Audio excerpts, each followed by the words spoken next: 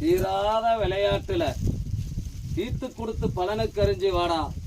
ஜோதியில நின்று கண்ணு எரிச்சலும் காலு குடைச்சலும் என்னோட நிழலும் நான் தொட்டதெல்லாம் அவமானத்துக்கு போய் நிக்குது. பலனுக்கு ஆகல. தொட்ட காரியமெல்லாம் பின் போய் நிக்குது. சொலிப்பும் ஆகல.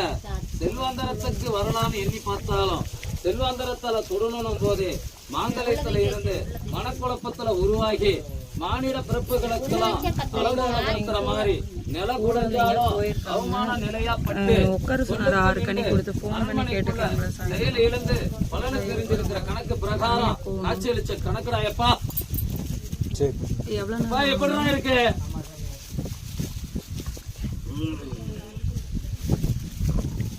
எப்பா